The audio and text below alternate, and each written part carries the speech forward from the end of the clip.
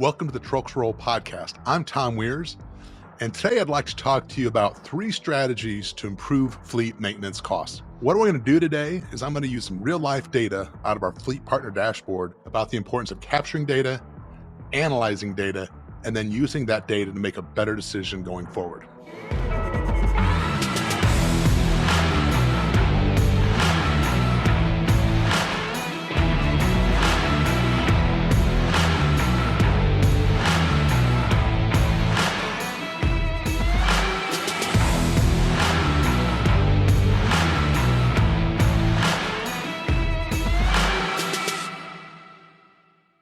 We're going to jump right in here to our Fleet Partner Dashboard. And the first thing I'm going to do is bring up a customer with over 40 units and about an annual spend of over $300,000, which we would all agree is a tremendous amount of cost to run a fleet. With over 40 units, it's about $7,000 per truck. And this particular customer has an off-road application, so we would expect to see a little bit higher cost given that on-road, off-road situation. Now, for some of you, understanding what data to capture, how do you go about that? This will be very helpful. If you have a system, a computer system, some sort of software package, that's by far the best way to go. At Wiers, our fleet partner customers are on a dashboard system. And, this is where we can give fleet list information, PM, DOT status, unit spends, and also today what we're going to talk mostly about is the repair group. But capturing the data is terribly important. So let's look at repair groups. And what I want to point out here, when you're capturing your data for your fleet, it's terribly important to have some sort of coding system.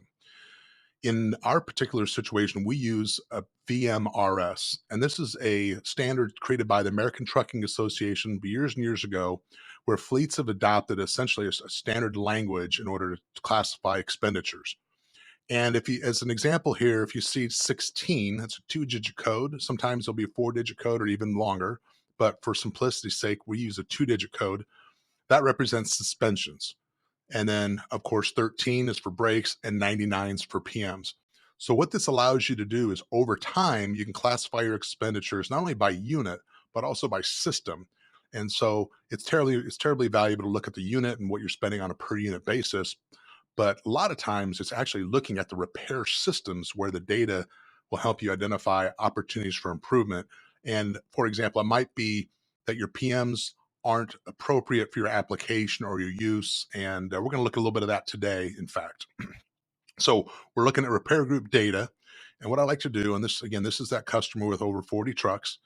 What we see here, the data is showing us that over the last 12 months, we've spent almost $72,000 in suspensions, just a little bit under that in brake work, and then $32,000 in preventive maintenance. As a Wiers Fleet Partners, we're always wanting the PM service, that 99 category, to be at the top of the list if at all possible.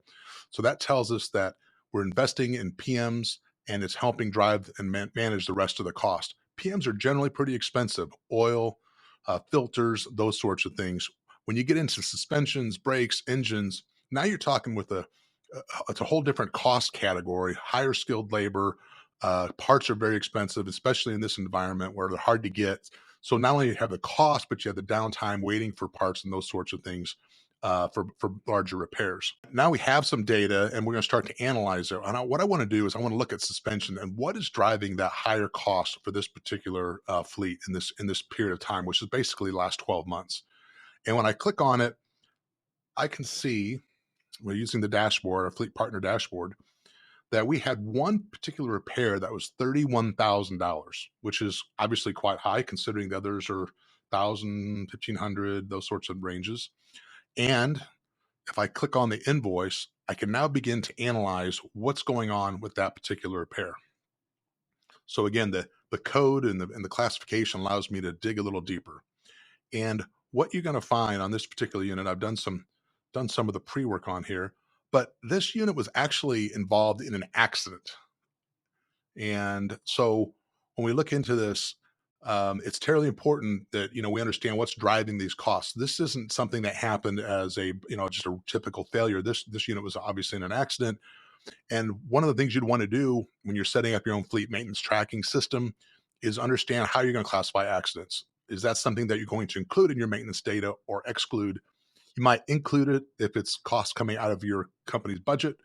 If the customer, or not the customer, excuse me, but if the other parties are responsible, you may not want to include it if they're writing the check for the repair. But so here we see pretty quickly that this is an extensive front suspension, not because of some sort of lack of maintenance or product failure, but because it was involved in a pretty severe accident. So that tells us a lot, and we may just that may be enough for right now, and say we really don't have a problem with suspensions because it's just an accident situation.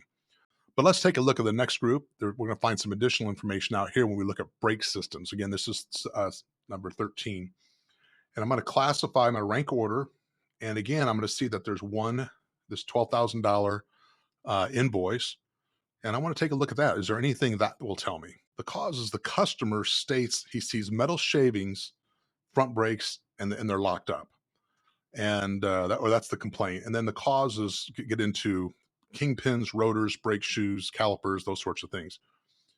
And there's a very extensive story written here by the technician explaining everything, all the work that was done. And it looks to be, quite honestly, that this could be a maintenance item. The inner pads, the first thing that kind of tips me off here is to find the right caliper overextended and inner pad missing. Check the remainder of the brakes and found that they are at the minimum thickness. And then it goes on to say that the kingpins had excessive play. So here we have brake pads at the thinnest possible thickness, and we have kingpins, which are critical suspension components, keeping the front wheels stabilized and such, and they have excessive play. So next thing I would do is I would look at the mileage on this particular truck, and if I go up in the repair order, I'm going to see that this unit has 133,000 miles. Now, it is an off-road application, as I said earlier, going to be more severe service, going to have higher costs, higher wears, but it is suspect, with the proper preventive maintenance, is it possible to extend that life and reduce these failures? It's unknowable necessarily from this data, but it does give me something to think about. And one of the things I would be thinking about is looking at other information, looking for other failures that might be related to preventive maintenance. And it's not necessarily that the preventive maintenance they're doing isn't good. It could be that the preventive maintenance is just not happening as often as it needs to, given the application, or perhaps we need to add different inspection points between preventive maintenance to identify problems before they become, excessively expensive. Being able to do this, I think this gives you an example of how you can look at the information, capture the information, analyze it, and then start making better decisions to do so. When you're capturing data, one thing I also want to point out is it takes time. You really have to have at least a year's worth of data in your fleet in order to start getting some trends and analyzing information and start making decisions. If you haven't already started that, I really encourage you to do so. And if you simply don't have the capacity or personnel in order to do this internally, you can outsource it. I mean, a lot of customers outsource to us, and for this particular reason. Not only do they get the preventive maintenance and the repairs that they need, but they also get information to help them make better decisions, reduce their downtime. Again, it's not only just the cost, there's safety implications, there's compliance implications, there's customer satisfaction, driver satisfaction. So when we're talking about doing this, capturing, analyzing, making better decisions, it's touching a lot of facets of the business beyond just the checkbook. I hope you've enjoyed this podcast on 3 ways to improve your fleet maintenance. If you'd like to learn more, please go to Wiers.com.